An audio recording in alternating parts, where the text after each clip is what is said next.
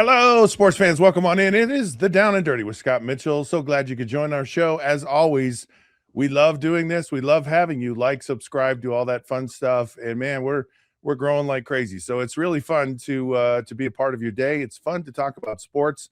It's even more fun. It's like one of my most favorite times of the week is this moment right here when I get to speak to none other than Jim Fannin, who is and has been for the last 50 years the master of teaching and coaching professional athletes, small children, grown-ups, relationships, big business, how to become the very best version of themselves, how to tap into that magical phenomenon known as the zone. He is the zone coach. Welcome to the show, Jim Fannin. How are you today? How is Chicago, Illinois?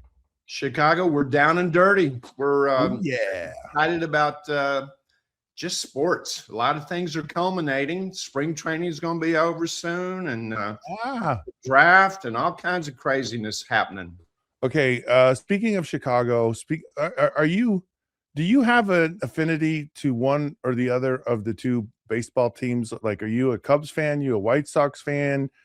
Can you say what fan you are because you coach probably players from both of those organizations? Or where do you fall on your baseball loyalties in Chicago? It's almost like talking politics. It's like,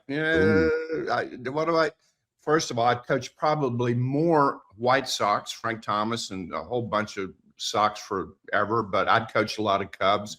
I just love great baseball. And if we're talking about great baseball, I would be looking for the Cubs this year. I would not be looking for the White Sox. No offense to the Southsiders. They got a little ways to go. That's obvious. But, I don't have a proclivity to either one, really. My producer, Martin, is from Chicago. He's listening right now, and he's probably crying just a little bit because he's a huge White Sox fan, can't stand the Cubs. We had a conversation the other day about curses. And, of course, the Billy Goat curse, the curse of the great Bambino, all those things. Are you much of a believer in curses? I'm a believer in collective energy moving the needle one way or the other. Ooh. And I've got something in person. If I saw you, and I believe I did it at a golf seminar with you, to show just how thoughts can change physical being, but it'll change. The home crowd should have the advantage. But, when the Cubs were losing, they would be in a position to win. And then the collective fan base would be like, oh, crap, here we go again. Yeah. Here we go again. Here we go again. So that permeated, and it happened. It manifested into, here we go again. Wait till next year. The curse of the Bambino, the Red Sox curse, I was a part of breaking that curse. Yes, you were. That was a horrible curse that cursed the Red Sox, getting rid of the Bambino. There was a group of guys that broke it that were locked in individually. They didn't believe in that particular curse. It was ancient. They didn't go in the past. It was never brought up. And it takes probably 6, maybe 8 guys on a team to reverse the fortunes of a team. Obviously, the talent is the talent. But 6 to 8 guys can really move the needle in making this a collective zone team. And those 6 to 8 need to be, star pitcher, the captain of the team, blah, blah, blah. They need to be, really bound together. I saw the Red Sox do that, and then I saw the Cubs do that. And I believe, this is my opinion, I coached Davey Martinez as a player. Davey Martinez became the bench coach of the Cubs, and his assignment was to manage the attitude of the team, basically. Wow. And he did. He got no credit for the Cubs winning the pennant. None. No one even mentioned him. Total afterthought. And I'm like, without him, there's no chance the Cubs are doing that. And he did not get credit. I'm not saying he's the most valuable player on that turnaround, but he was valuable. Yeah, it's really crazy how that collective energy. Because when we were talking about curses on the show, I felt that, and as a player, you're with an organization. Detroit Lions haven't won a Super Bowl ever, haven't been to the Super Bowl, and you could just feel the energy from the fans. In fact, I remember the very first game I played for the Lions, and we're down. I think I want to say we were down by 2 or something. I don't know what it was. And there's probably 2.5 minutes left to go in the game, or just under 2 minutes. And I'm excited about this moment, because we're gonna go down the field and win the game. And fans were exiting. They were just leaving before the game was over. And this is my first game, and I'm like, where are you people going? Right? Come back.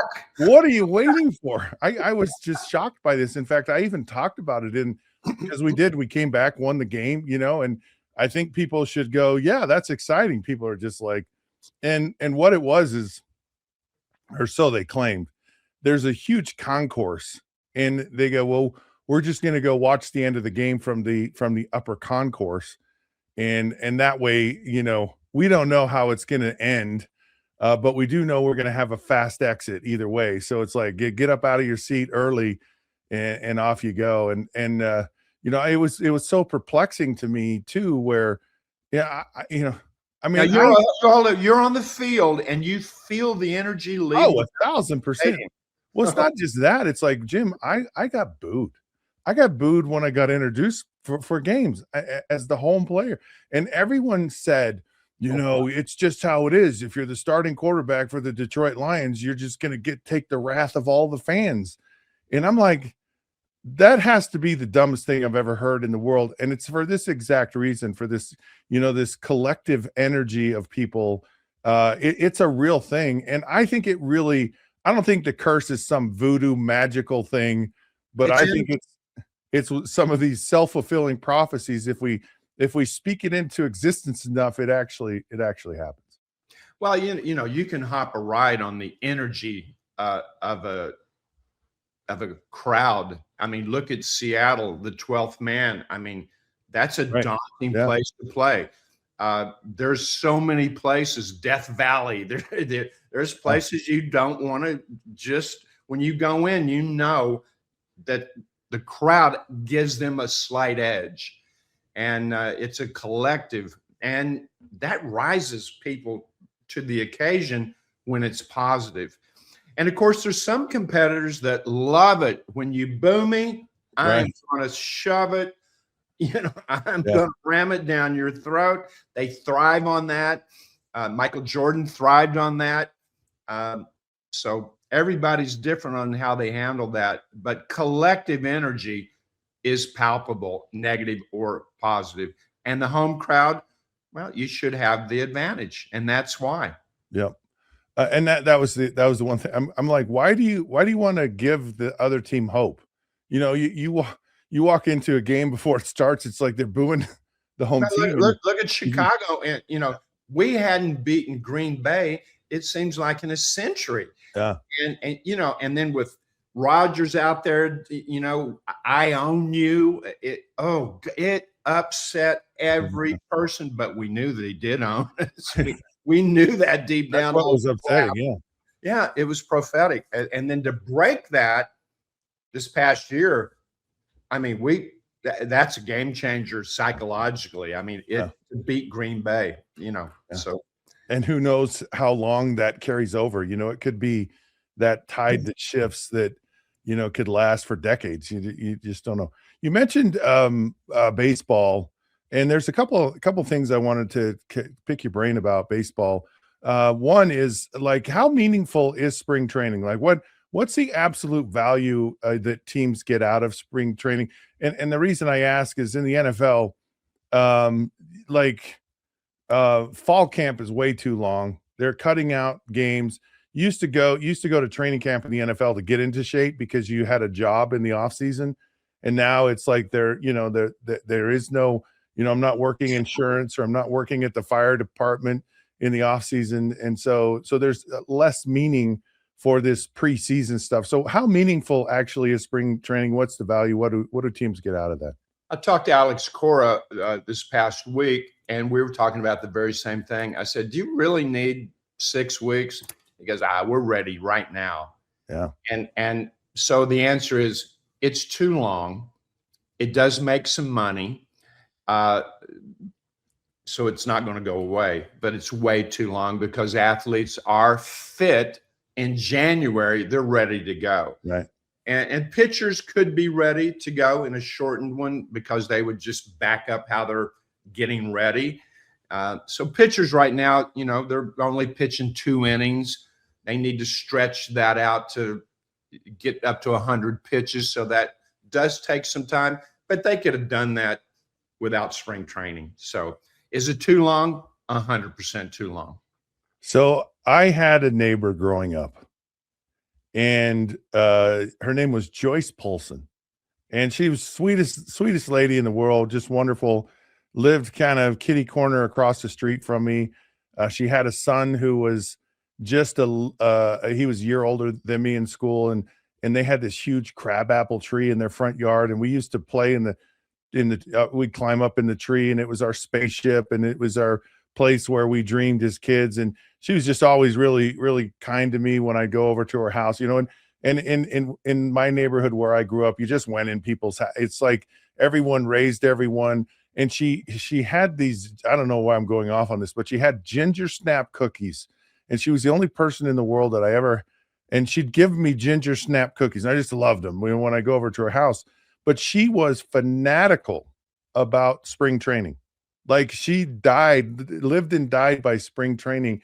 And every year she would go to Arizona, and she would go watch, a lot of spring training. And you brought this up about that there's, they make money in spring training. And for some reason, I always thought, oh, that'd be so fun to go to spring training and hang out, watch games, nice warm weather, because lived in Utah, and it was cold in the winter. And she did every year. And the most unlikely of fans, I guess, is my point. She was like, how is Joyce Polson, this, mom of children and living in Utah, this huge fan of baseball and spring training? So how like, when you say it makes money, like, how big a deal is it for fans to go watch spring training? It's a big deal. They have their entire vacation, one vacation a year, and it's spring break. We're going to spring training. The best place to go is Arizona, because you don't have to drive that far to see different teams. Florida, right. You're on both sides. Grapefruit League. I think spring training is for the fans. It's the only time that a fan can get really up close. I mean, the policing, the security, it's still there, but it's not like during the regular season. You can't even get close to a player, but you can get really close, get autographs. It's a great thing for the kids. I think it's for the fans. If they didn't have it or they shortened it, I think a lot of fans would be disappointed. How much money they make, I don't know, but they're obviously doing it. So, and they don't need to do it that long. So there is a reason, but I think it's a fan thing. It really brings the fans closer to the team. It's more intimate, and it's fun. And then you just travel around the desert in great weather. If you want to play golf, you can go do a little side, 18 if you want to. But yeah, I think a lot of people, and I have a lot of friends, that's their thing. Yeah. They love it. Yeah, it's funny because, I think of the NBA hardly has a preseason. The NFL, they're trying to get rid of games. We would go to practice in training camp, and they have bleachers right in your practice facility, and it probably seats 3,000 people.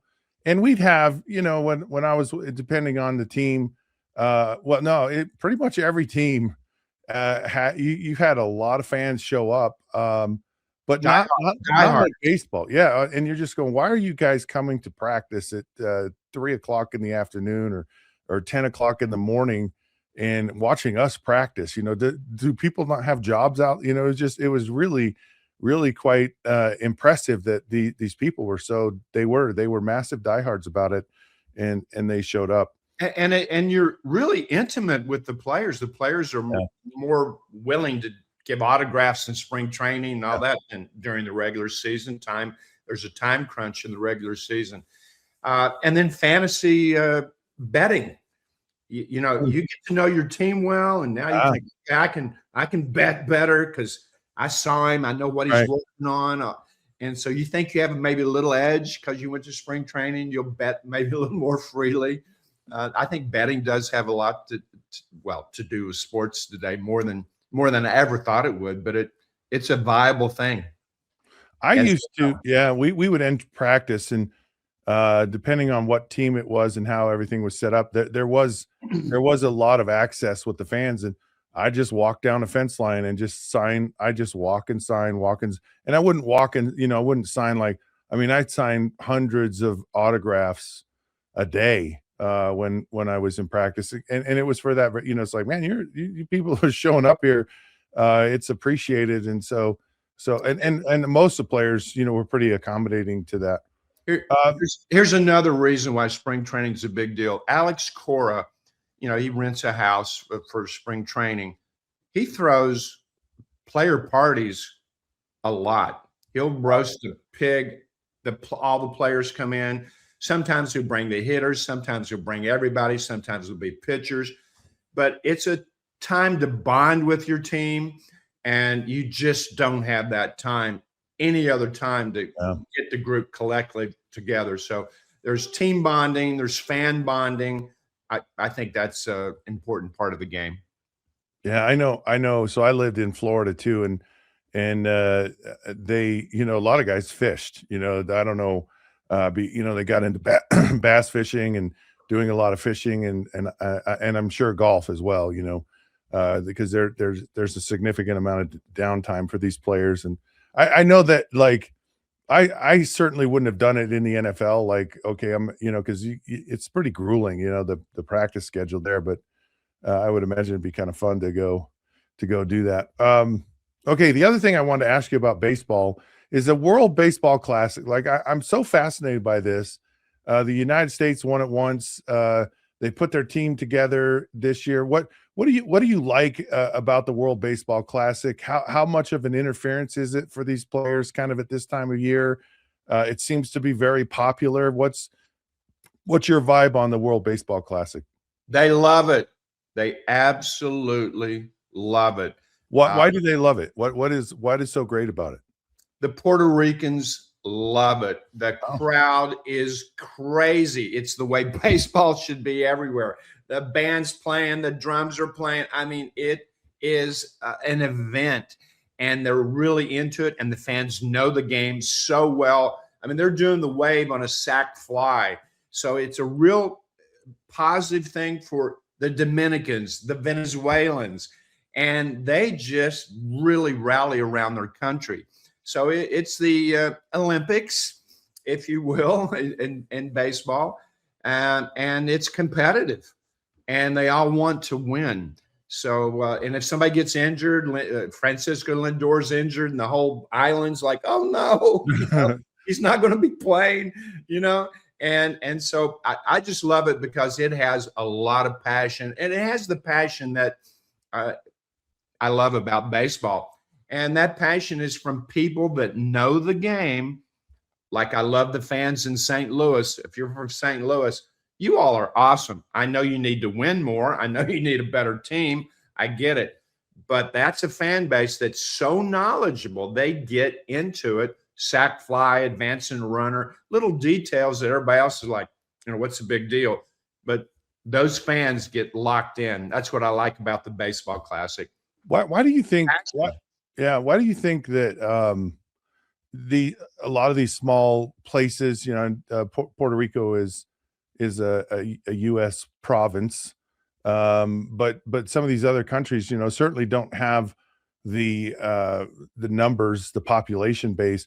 Why do so many of these countries like this, these smaller countries, produce a significant amount of successful Major League Baseball players? Yeah, they can compete with bigger countries because the pool of the great athletes from Puerto Rico, they're not playing all these competitive other sports. they're going to go into just one or two or three sports. So the best athletes are getting into baseball, or the best in Dominican. And if you fly over the Dominican at night, you're shocked how many baseball fields. They're poor, things are tough, but these fields are lit up all over the island. It's the same thing. You fly over Puerto Rico at night, and you're just seeing ball field after ball field, and everybody's into it.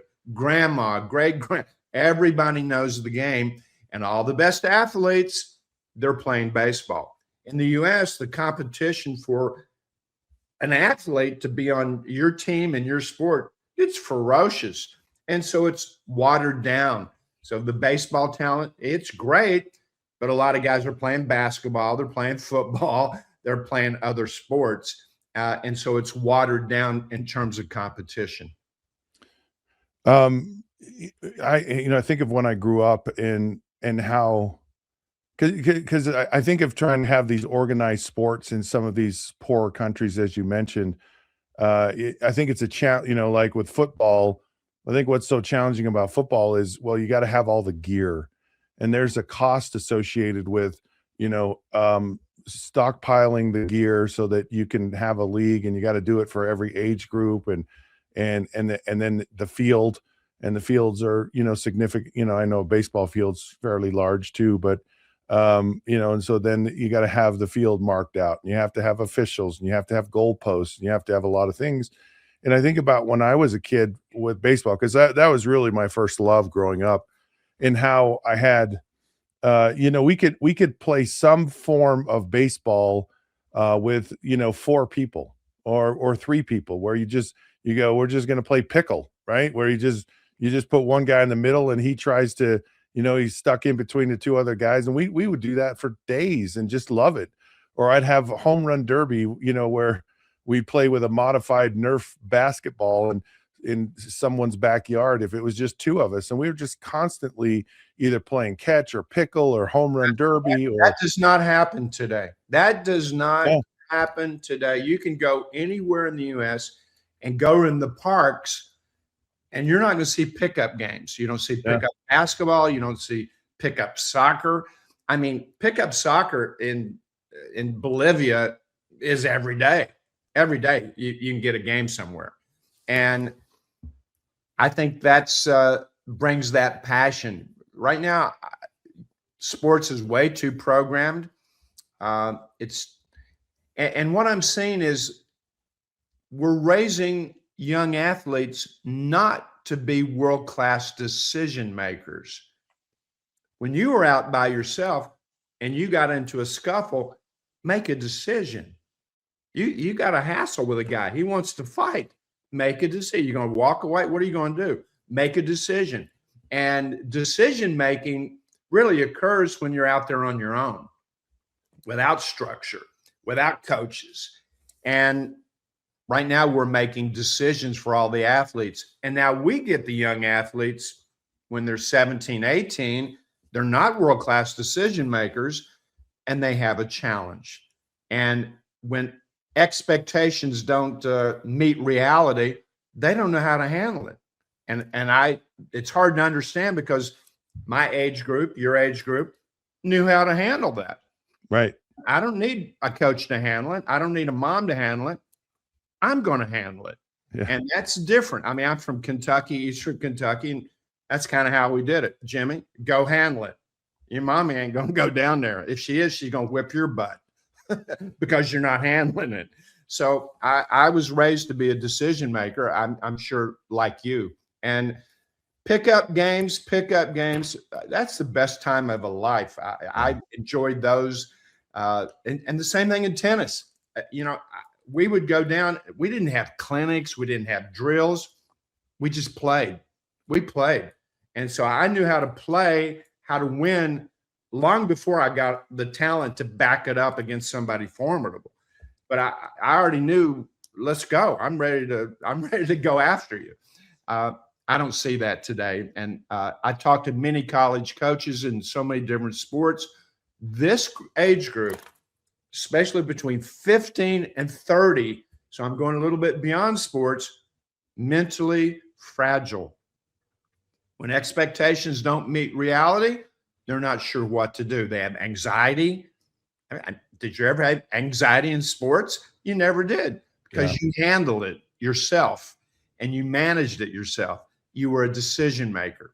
Anyway, that's my take on where we are in society right now. I as you're talking about this, and I think of, it just brought up a million memories in my head of growing up and how we handled things. And we would play, and you'd have to dispute over, a ruling, or, was that out of bounds, or did he catch it, or was it a touchdown, or, and and you went in understanding what the rules were. Like here's, and sometimes it got, a little bit more physical, and, and whatever. And you just adapted to it. And it's like, well, if you don't like it, then, get more physical. I mean, type of thing. Now, there was one incident where, and we always, I think of recess. I mean, we were constantly before school, recess, after school, we were in some form of some pickup game in some sport. And there was a time, my third grade teacher, who absolutely adored, who was just a wonderful man, a wonderful teacher, and he's just a good human being, Mr. Child. And he one day said, "Hey, I'm going to come out, and we're going to have a game, and it's going to be me with all the girls against the boys." And we're like, "Oh, we're going to kill you," because we just thought we would kill the girls and whatever. And Mr. Child, he's not going to make a difference. So he starts playing, and they just killed us, like, because he's an adult, right? We're these little third graders, like, we're really gonna, But in our brain, we thought, we were, Ray Nitsky, right? We were dominant, and it just, oh my, it was one of the only times that I was just like, this is not fair. Where you can't play, it's like it's not fair. And I just got so mad at Mr. Child, because he was the the guy that turned the tides for the girls in our, because I hated to lose a period. And I was just so upset, and probably went home crying that day, because Mr. Child, that's not fair. He's an adult, and he's wrecked our game, and he's wrecked all this stuff. But yeah, it was one of those funny things. So I get it, and I loved it, and I loved how I grew up with sports, and it was that. I mean, we just constantly played. It didn't matter when, where, how, what. My whole entire childhood was like that. Hey, this is for every parent that's watching, listening right now. If you're a parent and you've got a young kid, I believe that if you are a parent, your primary responsibility is turning your child into a world-class decision maker. Your kid's only as good as what they think, what they do when you're not there. Sports helps decision making. But if mom and dad are making all the decisions, I remember being at bat in Little League in a crucial time, men on base. I get a base hit, we're going to win. And a bully that had been terrorizing me, which no one was going to help me. I remember Michael Morey yells out, "You get a hit, I'll see you after the game." And my dad heard that. And I'm riding home with my dad after the game. I get a hit. We win the game, and I'm now going to go home. And Dad goes, "Why don't you walk home?" I'm like, "What?" "Yeah, why don't you walk home? I got to go somewhere. I'll go with you." No, I had to walk home. So what happened? Mike Moore kicked my ass. He beat me up. And I came home, I had a bloody nose, and my dad goes, "Go back out, and you go confront him and deal with it." And I'm like, what do I? And that changed me. My dad basically said, "Make some decisions. What are you going to do? I'm not always going to be there." That doesn't happen today. We coddle our kids. We give them everything. And we are a society that is not making world-class decisions because of it. And I think sports is the greatest tool to learn how to be a decision maker. I got 2.5 seconds. I go through my reads. I got to make a decision. That's not easy when I have pressure coming in from Max Crosby or whoever. But I trained myself to do that, to find that zone, that purposeful calm. And we got into the zone as kids because we didn't remember what time it was. We didn't remember to come home. We just kept playing until we couldn't see anymore. It's dark. And that was it. Those are the best times of my life. And I think the best time of a lot of us listening and watching that. We got to get back to that. You bring up a really good journey. You bring up a really good point about, because I think of, what sports helped develop in me. And you talk about making world-class decisions, and you talk about someone like Max Crosby. In my era, it was the Reggie Whites and the Bruce Smiths and some of these other players that were just, Lawrence. Yeah. And right. And they were the bully, they were the person. And you had to make these decisions. You had to stay relatively calm, but you had to be super bold in a really challenging situation, but do it with grace and dignity, as if nothing's going on in the world, kind of thing. And it was a tremendous thing to learn and to develop. But one of the things, and this is kind of off, it's not off topic, but it's kind of, I don't know how transferable it is. I learned how I have just freakish reaction skills. Like literally, I believe if I had a pair of chopsticks, I could pull the fly and kill it out of the sky. That's how developed I think my reaction skills. Something will drop off the table and I'll just reach down and pick it up like it's no big deal, and things are just kind of flying. And I love that skill, and I don't even know where it came from, Jim. But it's just one of those things that I know was developed, and I know that I've actually my reaction time's actually been tested, and it's like really off the charts. At how quickly I respond to something, but it's kind of a fun thing to have. It's like my secret superhero power. I have cat-like reflexes. I think the key to that and how you develop that was that you got your energy away from you, and your energy could go there to give you more time to just reach out and grab a gnat or a fly. The other thing is you're relaxed. When you're relaxed, you're lightning quick. Yeah. When you're trying, snatching something to get a fly or a bug. But if you're relaxed and you're present, that reaction time will be there. You hone that, and that's a skill. It really is, to be calm and cool under pressure. It's just, and it happens just organically. Like, I don't think about it. It just happens. It happens all the time. It'll happen to me 10 times a day, where something will I'll just react to it, and and it just but being a zone state, a purposeful calm state like you're talking about, it's about 12 seconds. But you could get into it, but even after that 5 seconds where you flicked it away or caught something off the table, you'd stay in that purposeful calm for a while. And it's like a rubber band. You want to get into that 12-second zone, and then you want to stretch it further and further. It's an energy stretch. And now I want to be in that mindset, not just to pick something off a table.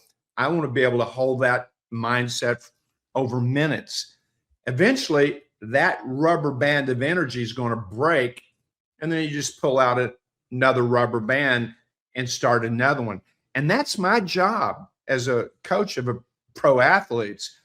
I know that Frank Thomas would have 4, maybe 5 long zone runs.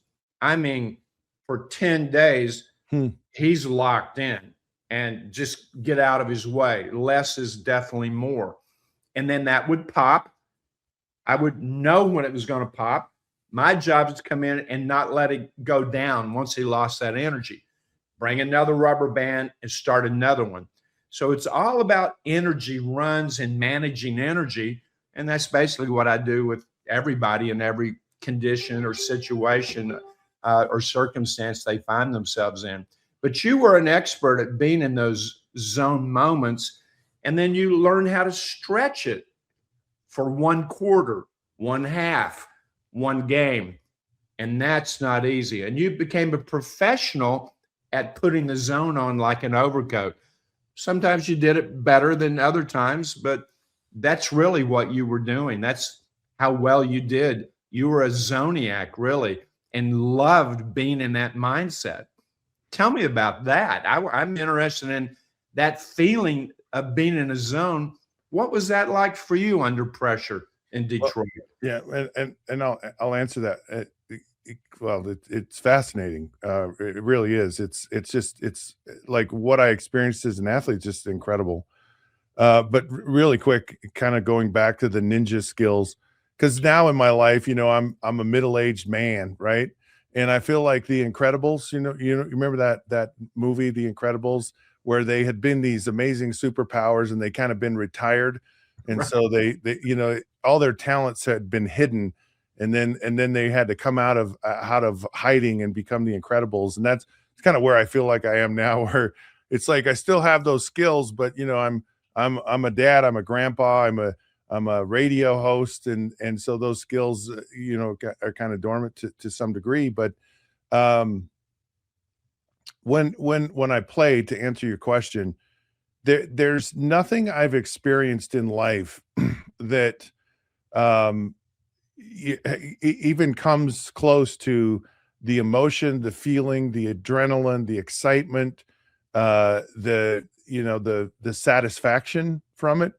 And I know that, like, I know that when I played my best, and there was a process of getting yourself into that zone state. And I didn't have someone teaching me how to do this.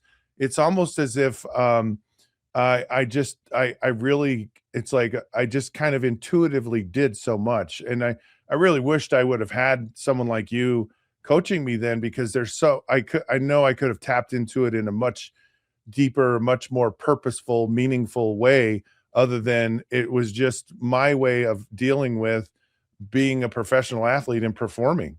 And so I just kind of learned a lot of things on my own. I was really tuned into the intuitive nature of when I played.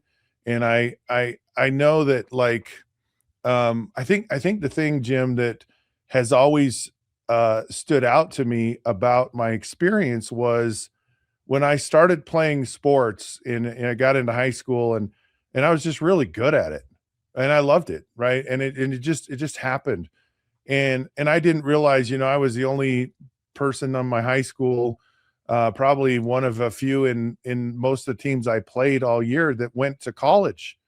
And to me, it just seemed normal. And then I went to college, and I'm like, yeah, this, like, I mean, the first game I ever played in college, I completed my first 8 passes in a row. So I'm a freshman, redshirt freshman. I go in a football game, San Diego State, throw 8 passes, go down the field twice, score 2 touchdowns. And I'm just like, yeah, okay. And I can't consciously tell you anything I did in that game. I can tell you there was a thing that I learned in that game that stuck with me throughout my entire career. And it was, and I gathered these little, nuggets, or this little information about how to play. Then I go to the pros, and I remember getting drafted and going there for the first day and seeing Dan Marino and Mark Duper and Clayton, and those guys were just magicians. They were unbelievable. My first day, I go, I can't do this. Like, this is beyond me.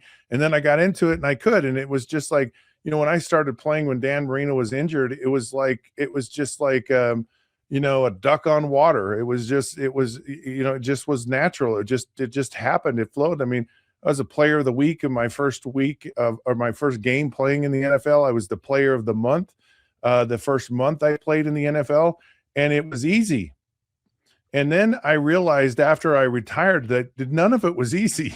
Like, this is freaking hard, right? But in my mind, it was easy. And a lot of why it was easy, because I could play, and I really could tap into everything happens so fast. Everything is at a speed, and to be able to process the speed of everything. And you talk about making decisions, like, you have to tap into a part of your body that's not your normal functioning everyday way. And you feel so much of it. And for me, it was just, and the more I could tap into that, the greater it was. And the guy who was so good at this, who's won more games than anyone ever in the NFL, was Don Shula. And Don Shula, he taught us this. And I don't know that he did it intentionally or not, or he stumbled onto it or whatever, but we had to call our own plays in practice. Being a world-class decision maker. And and this is on the biggest stage, because like Don Shula goes, look, if I lose, I don't have a job, right? And a lot of coaches, they tense up, and they're like, you're not making any decision on your own. I'm calling all the plays. I'm doing everything. You just follow along. You're a robot. You do everything that I want you to do. Do not call your own plays. Do not get outside. But what I learned from Coach Shula is when I called my own plays, I had to watch the defense. I had to read the defense, and not just the coverage, but like that, you talk about body language, and you talk about all these, and you become a master at like the anticipation of where people are going to be. I mean, it was crazy what ultimately happened. And when I was able to do that, I just flourished. But when I had coaches that just said that stamped out that intuition side of things, it was horrible. It was like, oh my goodness, this is just, it wasn't fun. It wasn't good. It wasn't, it's like, it was just, let's massively frustrating. Let's frame the zone. The zone is a purposeful, calm feeling.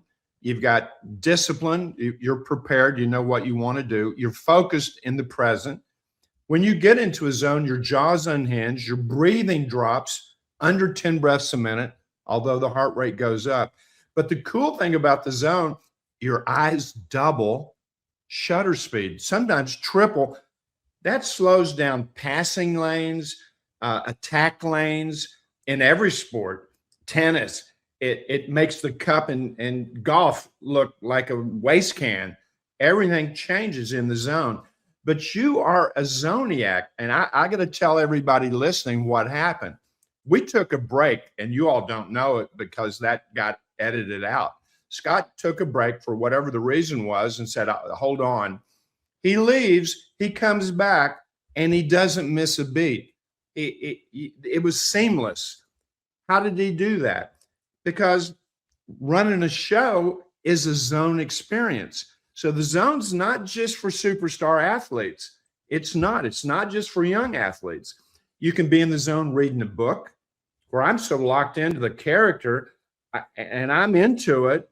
And then somebody interrupts me, a phone call comes in, and now I can't get back into it. That rubber band of being in the zone reading the book, it broke. So watching a movie, reading a book, seeing a sunset, giving a presentation. These are all zone moments, and they're available to all of us. And when you get into a zone state, you're at your best. And that's the place to be. But again, you're a zoniac because you're doing it after football in everything that you do. And I don't know if you're aware of that, but the process you did in football, you did right in front of me on this broadcast, quite frankly. It was seamless. You didn't miss a beat. So a zoniac can be trained. You can learn how to do that. But when you learn how to do it in everything you do, it makes the sport even easier.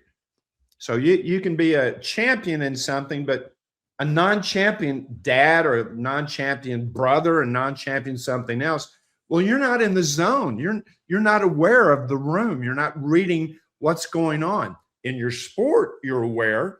You can read defenses. You can read the room. You know what to do. But then when we unplug, how many zoniacs in sports are in the zone and other things in your life? And I get a lot of CEOs calling me that were athletes, and they want to get that athletic zone back because they're not doing it managing their company. They got 10, 20 direct reports. How do I get my team in the zone? It's no different than how Shula got an entire organization into a zone state. And it takes a blueprint to do that. You told me, Shula, on Tuesday, this is what we do because it's Tuesday. That's discipline. So that zone, if you want to do it all the time, it takes discipline to do it over and over and over again, and do that for life. And that's my quest right now for young kids coming out. I told a kid yesterday, he's 15 years old, he's a golfer, and I made it real clear. Don't forget, you're more than a golfer. You're a brother, you're a son, you're a student. You got your own wellness, you got your own money, although you don't have very much, but what you got, it's in your front pocket. And don't forget that. But you can be in the zone in everything you do. And we don't think about that. You're a zoniac. It's really interesting because I keep thinking about Coach Shula and how you talk about that discipline, right? And it's so funny because you would think with that discipline, it's like you lose your own identity or you lose your own personality. And that was what was so beautiful is he created this disciplined area with which to work so that your personality and your talent and your uniqueness was able to flourish. Like he never took that out of anyone. And you look at all you look at Larry Zonka and you look at Jim Kick and Mercury Morris, who all three of these guys were so uniquely different. And then he had his backup quarterback, Earl Morrill, who comes in and just plays lights out. And he really got the very best version of the limited ability of Earl Morrill, it wasn't really that limited, but he was a master at creating boundaries that actually helped you to become the very best version of who you were. Would he ever say to you? They never took that away from you, and that's why the process of you calling your own plays, and so when you got in a game, you had confidence, or you had developed, or you as you played, you developed this like natural ability to just succeed at what you were doing. Because Dan Marino was completely different than Bob Greasy but he just had these different players throughout the years, and he allowed them within the structure of being disciplined to become almost rebellious. I don't know if rebellious is the right word, but you were able to flourish, and you were able to just be free to be who you were. And yet it was all very structured and very disciplined, and you think it would actually have the opposite effect, but it really he demanded you to do it. He demanded you to when you played on the field to just play free and be who you were. I have a book that I wrote called The Blueprint, and I believe that nothing great happens without a blueprint. Shula had a blueprint. This is how we're going to run the team. And he would plug and play the chess pieces, give them the latitude, like you're saying, the freedom within the structure. So it wasn't a Wild West show like some teams we've seen.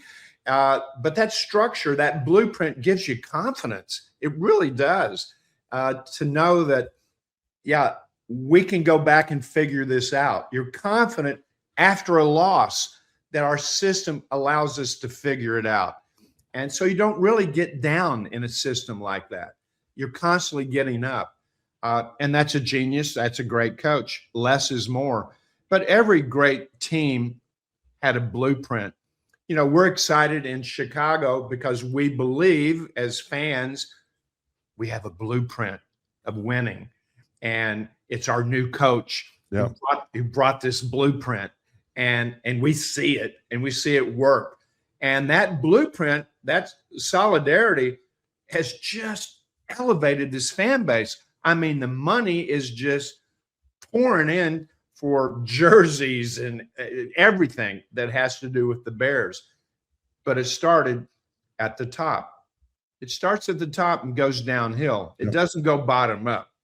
it's top down. And if Yeah. you're running a company, you're running a division right now, it's the same principle. It starts with you, but your team is only as good as what the individuals on your team think when you're not there. You know, it's a great point because I was talking about this about Caleb Williams not too long ago. Here he took this just wild Mustang, and it was just out on the range, just doing all kinds of crazy stuff and running around, and like he just he wasn't tamed, and he built a framework, he built this solid foundation, that a platform that he could rein in that energy and get it focused on doing and going in the right direction and going in a purposeful direction, and a direction that would actually create success. And you start to see this in the playoffs with Caleb, where holy cow, we made these unbelievable throws, and you're just like, and that's the wild Mustang, yet he's operating off of this sure foundation, or from a perspective of the vision of the head coach, and this is where we're going. And reining in, actually, I believe, is that a power to unleash the true magic and complete talent and ability of those players. And that's a great point. Okay, I gotta go on, because I have some fun questions. So with the bit of time we have left here, I wanted to ask you a couple of questions that are kind of off the wall a little bit. So so we're just gonna have a little fun right here, I guess is what I'm saying. All right. So how much money would it take for you to eat something disgustingly gross on television? I might do it for nothing. It depends. Really? Yeah, Oh. I've taken dares of doing crazy things like that. What's the craziest thing that you've eaten that's disgusting? I won the East Tennessee pie eating contest. I ate 4 blueberry pies in very short amount of time. If I saw a blueberry pie now, I would probably throw up. But it was a challenge, and then I ate 6 Shoney's fudge cakes on a dare. Yeah, I don't know what those are.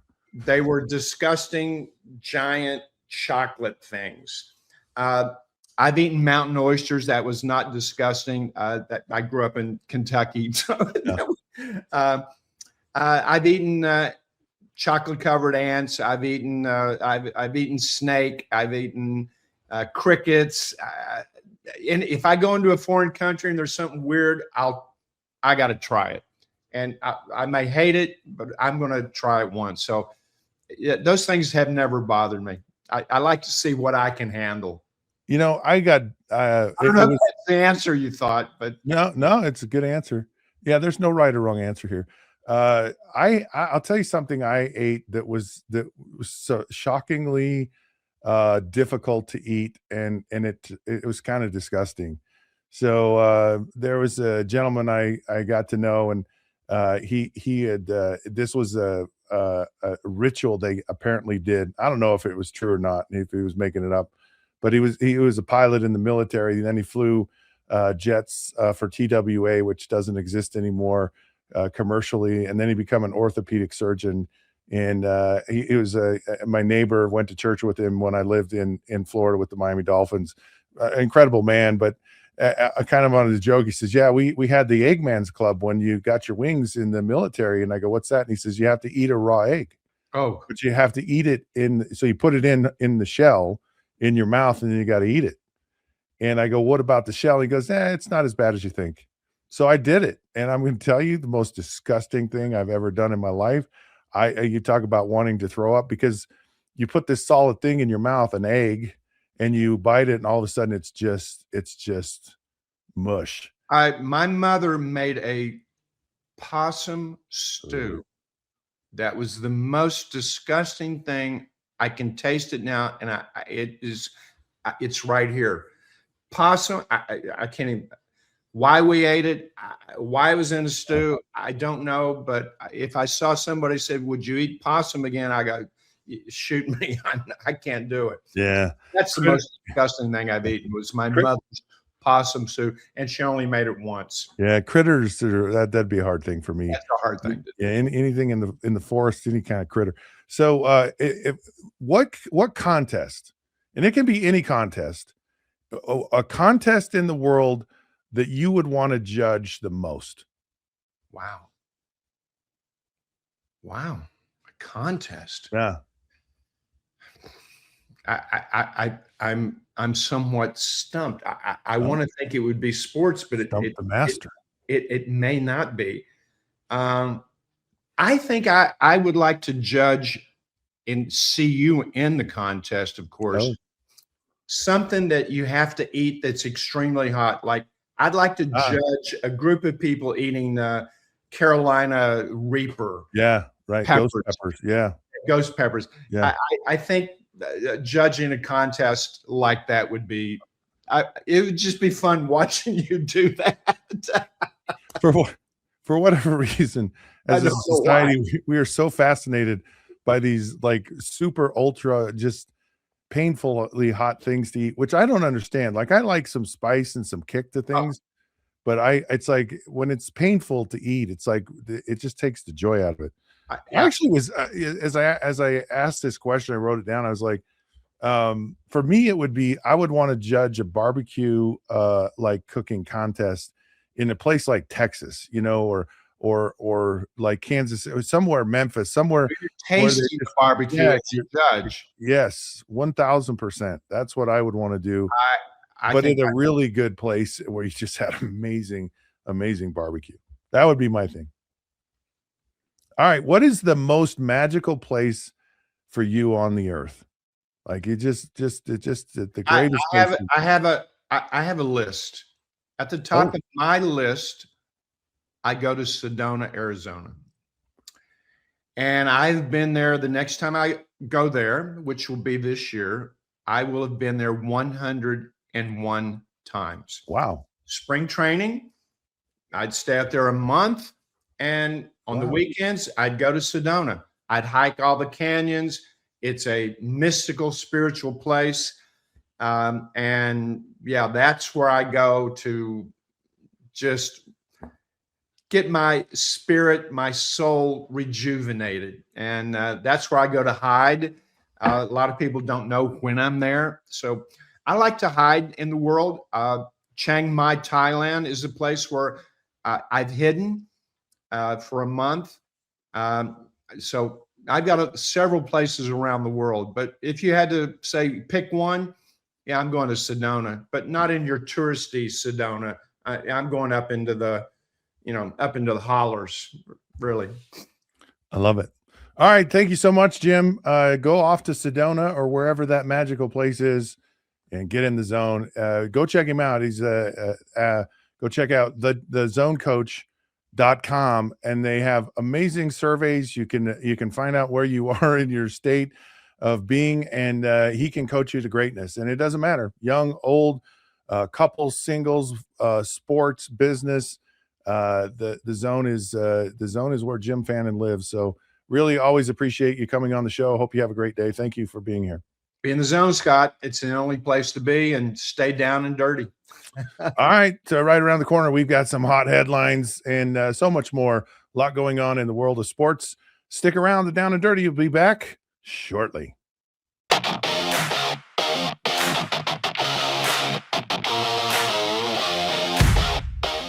The Pete Souza Show, Monday through Friday, 10 a.m. You want to talk NFL draft? I don't know. How about we get you Todd McShay? You want to talk Big 12? We can get you the commissioner. Somebody about the Cowboys? How about we have on the owner, Stephen Jones? Pop culture? Michelle Beadle. I mean, we will bring on the people that you want to hear from. And these people don't join us because of me. They join us because of you. You got to watch this show, okay? It's got everything you need. Sports, hijinks, laughs. Did I mention hijinks? We'll see you on the Pete Souza Show. Now, we are under the 365 Sports umbrella. Check it out. I'm wearing a Tulane shirt. No idea why. It's the Pete Souza Show. Sports.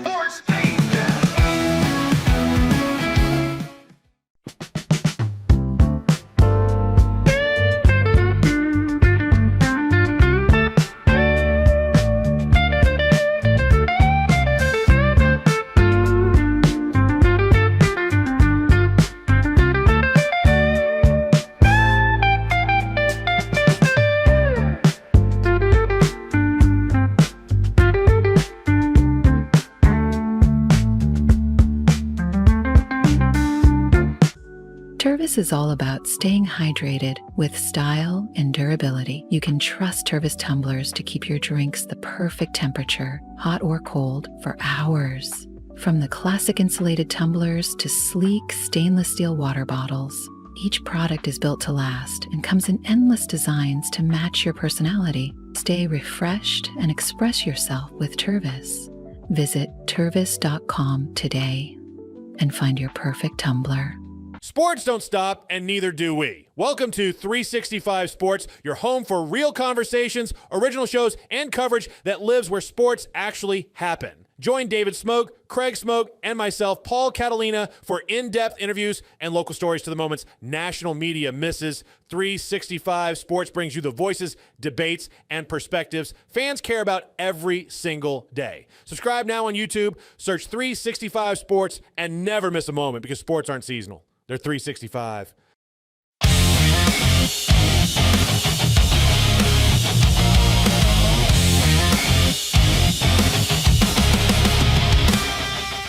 Hey, sports fans, welcome on in. Down and Dirty, Scott Mitchell. So glad you could join us. Thank you again for being here.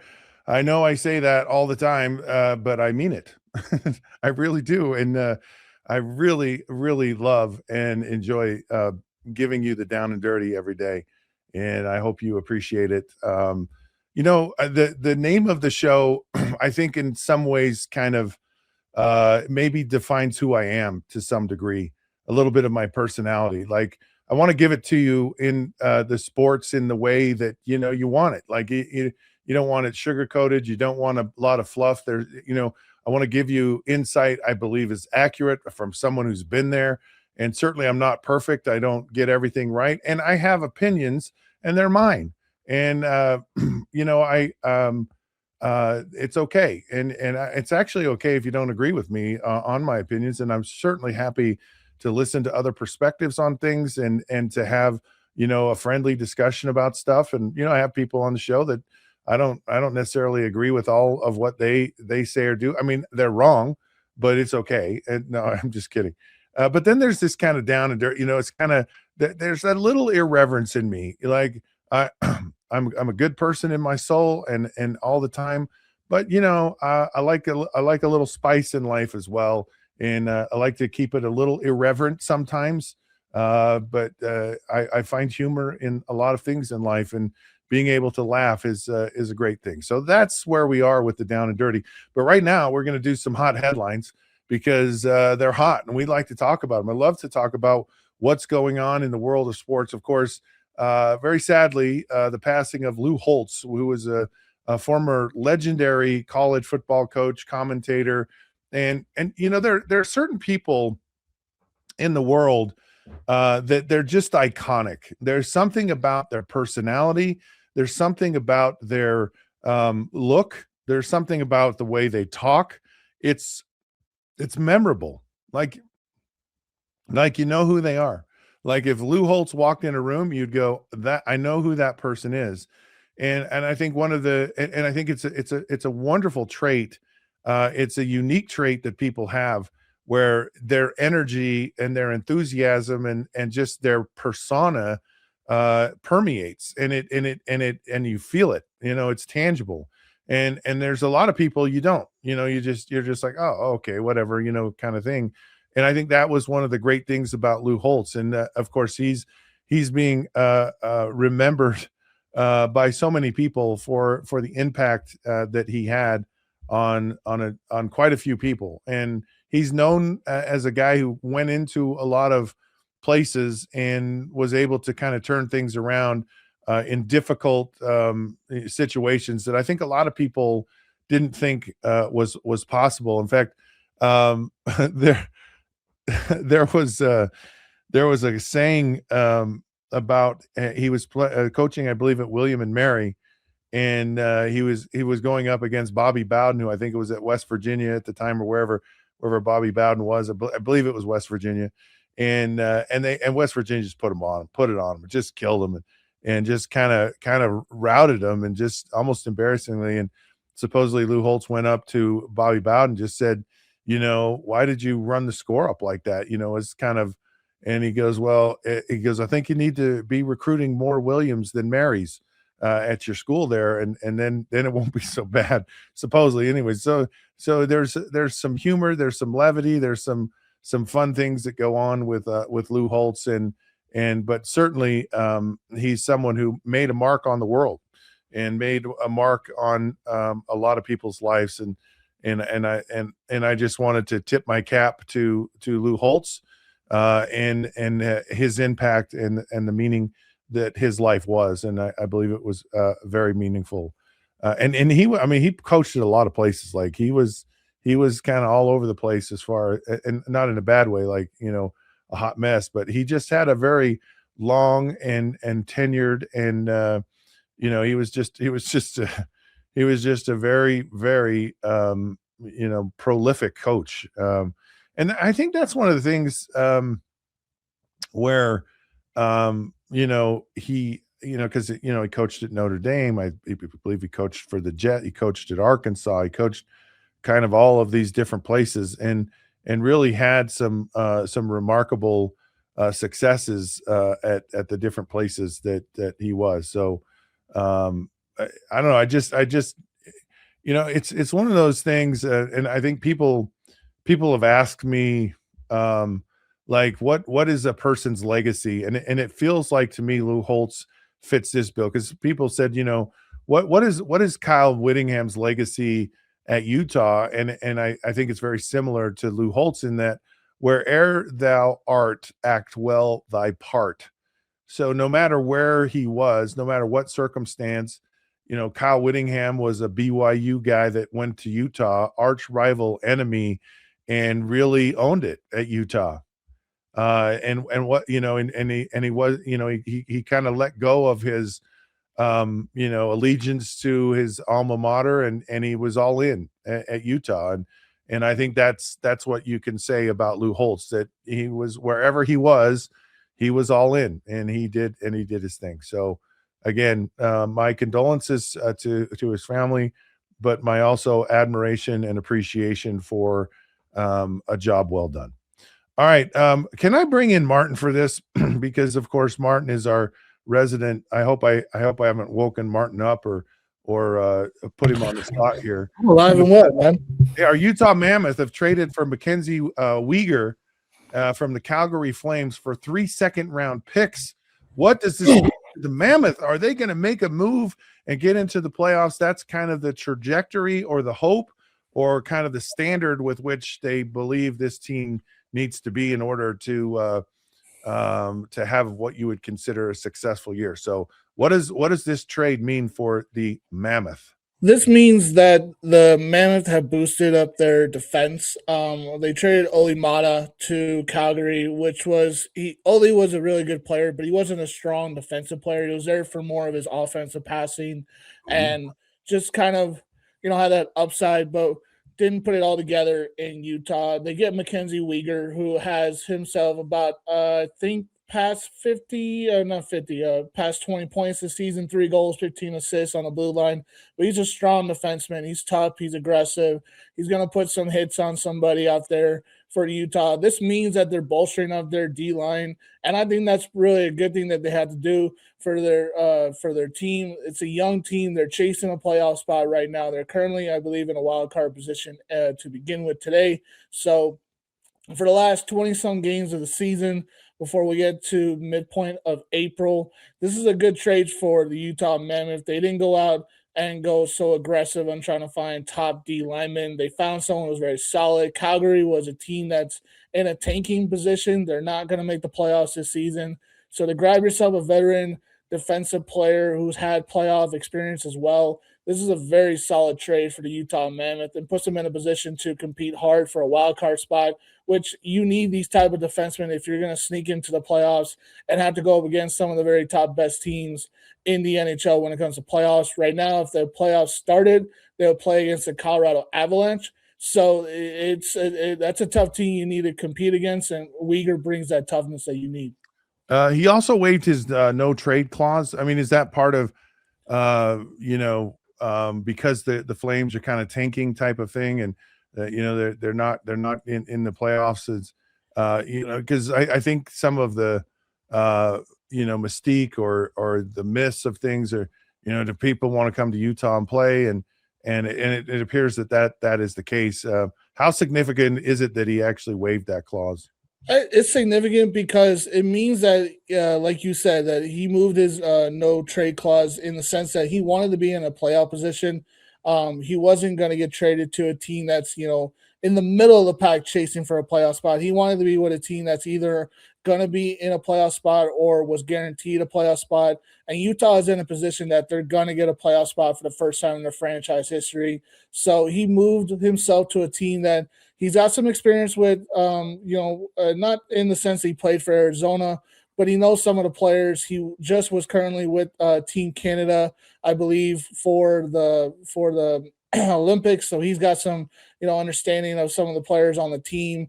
So he moved it for the right reasons. Utah is a team that's being quietly aggressive in my eyes, Scott. They're not going to go out and chase the very top defensive players in the NHL. They're not going to dump 3 first-round picks and trade off 2 prospects. They made a solid move. 2 of the second-round picks don't belong in the sense that they were all Utah's picks. One of them came from Ottawa. One of them came from the New York Rangers. So they used their own draft capital that they had in the back of their pocket, plus their own pick to give out to Calgary, who needs plenty of picks. And you know what? Mackenzie Weegar is going to be a very, very favorable player. It's going to be a fan favorite. He's going to be on that second D line, and he's going to be a lot of fun to watch. I'm fascinated to see what and how much this moves the needle and where this puts the Mammoth. I appreciate that they're aggressive. They're going out and making moves. They're working it, so we like it. So let's hope and pray that our Utah Mammoth are in the playoffs this year and they make some noise. Come on, let's go make some noise. And yes, Martin, I will get out to a game. I promise. All right, switching gears to from hockey, we're going to go to a little golf, and this is fascinating. And I learned a few things here. So Roy McIlroy kind of calls out John Rahm, who because he can go on the DP World Tour, which is basically the European Tour, and there's kind of a deal you have to make in order to do it. And why it's significant for 2 reasons. John Rahm is really good, one of the top players in the world. But if he's on the DP Tour, he qualifies for the Ryder Cup, which is an awesome event. Basically, it's Europe versus the United States, and John Rahm would definitely be a player on that team. But he's ineligible, and he's ineligible because the DP Tour offered him a deal so he can still stay on the Live Tour, and then he can play on the DP Tour.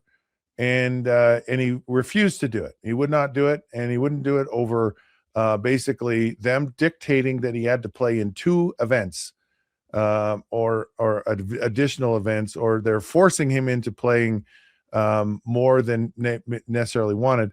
And he said no to the deal. So he and everyone else, he was the only holdout on this, and everyone else was like, yeah, let's do it. I don't know if it's just stubbornness or if it's just making a stand. Sometimes as athletes that we make these stands, and you cut off your nose to spite your face in these situations. I don't really like any of this to begin with.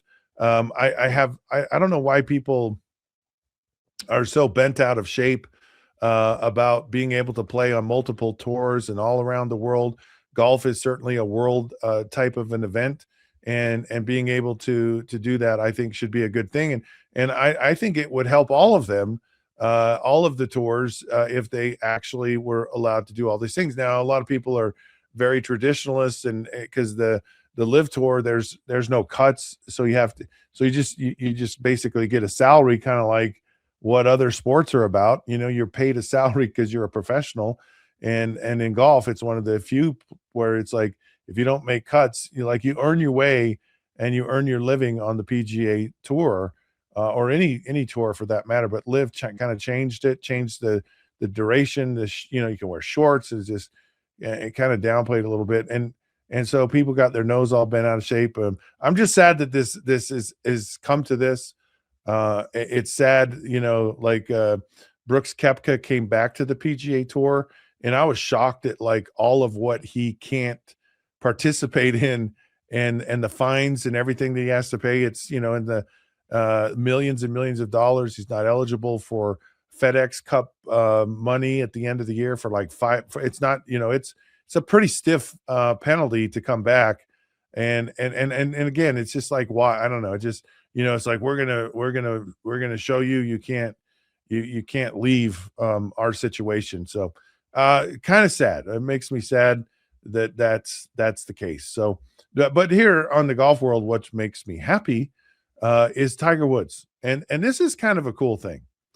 And in fact, maybe I'm going to bring Martin in. I'm going to ask him a question. And it's like, so Tiger Woods has been anointed, or they have recognized his greatness in amateur golf, and the United States Golf Association is now naming a medal and a trophy after Tiger Woods. So it's the Tiger Trophy.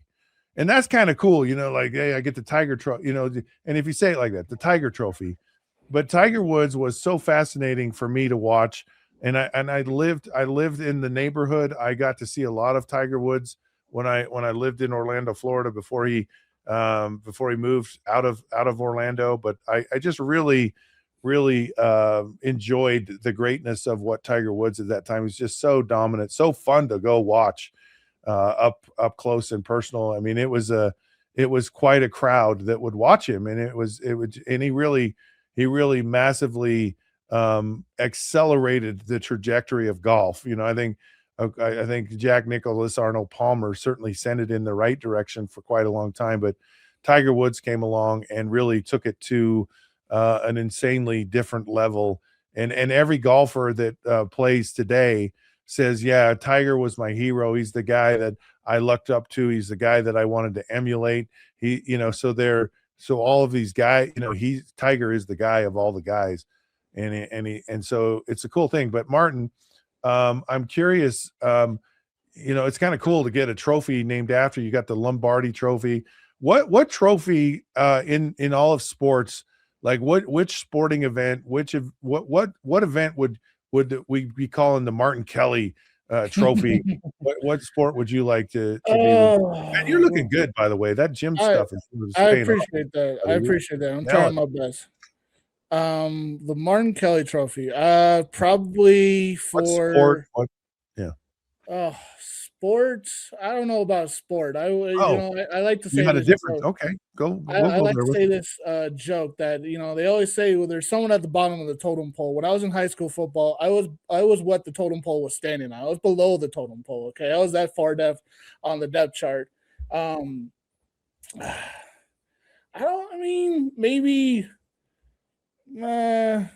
Maybe being with sports knowledge. I'm the sports junkie in my family, so the Martin Kelly trophy would probably be that I can name you every Super Bowl champion in NFL history, just knowledge wise, sports wise. I know the losers, I know the winners, and of every Super Bowl. Okay, I'm going to try you out. Okay, can I go test ahead. your knowledge? Yeah, and you can't be peeking at your screen. No, no I'm looking not at your looking screen. at nothing. I can see you're looking down at your screen right now. Super Bowl champs. The last 50. Okay. Super Bowl 4. Super Bowl 4. That was Kansas City Chiefs, Minnesota Vikings. And who won? Kansas City Chiefs. That was the 4 Super Bowl? Yeah, that was Super Bowl 4. What was Super Bowl 3? Super Bowl 3 was New York Jets, would become the Indianapolis Colts, but Baltimore Colts. Baltimore Colts. Who's the coach of the Baltimore Colts? Oh, that's obviously him better than I do, Don Shula. Wow. What about Super Bowl 2? Super Bowl 2, that is the team I don't like talking about because that's Packers, and that would have been the Oakland Raiders. Wow, look at you know better than I do. All right, let's go Super Bowl 9. Super Bowl 9. That would have been, that's a good one. That would have been the Pittsburgh Steelers and the Minnesota Vikings. That would have been the Vikings' 3rd Super Bowl they lost before 11, and that would have been the Pittsburgh Steelers' 1st Super Bowl win. Do you watch Wapner at 11 o'clock? Definitely Wapner, 11 o'clock. You're like a savant, man. Listen, when I was a kid, we got cable when I was 12 years old, and that was the first time I was able to watch the NFL Network. My favorite show growing up was America's Game. I watched every single America's Game. Aren't those great? Those are They really were good. so much fun to Yeah. watch. And So they much get fun to watch. someone who's a great narrator to narrate. Yeah, they're Oh, really it good. was so good. I watched those up until like Super Bowl 40 because the only one I didn't watch was Super Bowl 41. I won't ever watch that one. I don't want to watch the highlights of the Colts beating the Bears. And I don't watch Super Bowl 45 one. I don't want to watch the Packers win anything. So I've watched the majority of all of those. So yeah, I pretty much know every Super Bowl champion. So I would say the Martin Kelly Trophy would be about NFL history or NFL. Yeah, knowledge. like the trivia, the sports trivia champion of the world. Yeah. Martin Kelly sports trivia champion of the world. All right, I like it. Yeah. Okay. Last thing here that I thought was interesting is of the 17 teams in the ACC, 11 quarterbacks are new. Like Ooh. that I don't know. It just, for some reason, I just, this really caught my eye. And so I started to look through the list, right? And one of them is Fernando Mendoza's brother, Alberto, not Alfredo. Alfredo is like the cheese. This is like Alfredo sauce. Pasta Primavera is playing for. Anyways, Alberto Mendoza is he's gonna be battling to be Georgia Tech's quarterback of the year, and so it's kind of Darian Mensah of who was at Duke and had that controversy is now going to be the starter for the Miami Hurricanes. And so clearly people are saying we got to get a quarterback, right? And the whole ACC is saying we got to get quarterbacks. A lot of these names I do not know. Like, they do not ring a bell. Darian Mensah, of course, does, but most of them, they don't. And so it's going to be fascinating to me. Again, like, I look for trends. I look for where is this heading. And this to me says something that that for some reason these schools feel that if they're going to be competitive, then they've got to have a quarterback. How much of this pans out? What does it actually mean ultimately? Maybe it's not the best way to go. Who knows? We'll see. But it's a massive trend, and I realize how much the quarterback. I've talked to a lot of people about this in college football, and the impact quarterbacks have on the outcome of games is staggering. It's clearly the most impactful position, and it's significant.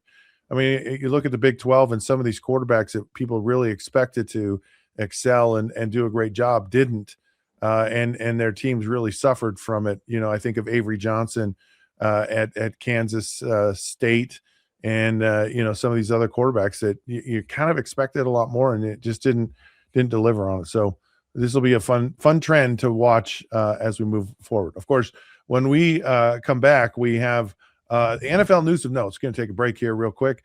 Come back, talk about all the fun and exciting things going on in the NFL, because they always are, and we like to talk about them here on the Down and Dirty. We'll be back shortly.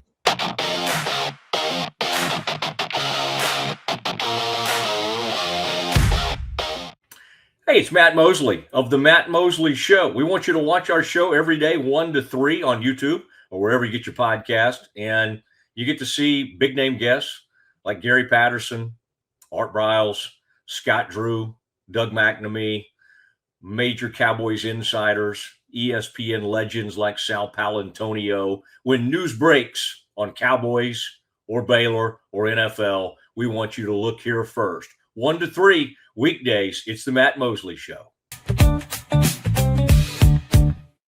For 75 years, Nalgene Outdoor has been your trusted companion, fueling adventures and helping protect the planet. We're committed to reducing waste, improving access to clean water, and providing simple, safe, and sustainable products for you and your family. No gimmicks, just durable, well-designed bottles built to last. Join us on our mission to amplify life, not complicate it. Because at Nalgene, what goes into our bottles matters as much as the adventures they fuel. Explore more at nalgene.com. That's NALGENE.com. I know you're gonna love this Kodak Dot Plus printer. You guys just connect it to your smartphone and then you're gonna use the Kodak Photo Print app. It's going to print you a 4x6 photo. I am just in awe. I love how these turned out. Also, the printer comes with a free cartridge of 10 photo sheets. I can assure you, you are going to love this printer as much as my family has. You guys have to check it out for yourself. Hey, it's Zach Gelb. We're talking NFL and college football. Plus, we have some of the biggest interviews in sports media. You got to check out the Zach Gelb Show right here on 365 Sports, weekdays, 2 to 4 p.m. Eastern, 1 to 3 p.m. Central. And make sure you subscribe to my channel, youtube.com/@ZachGelbShow.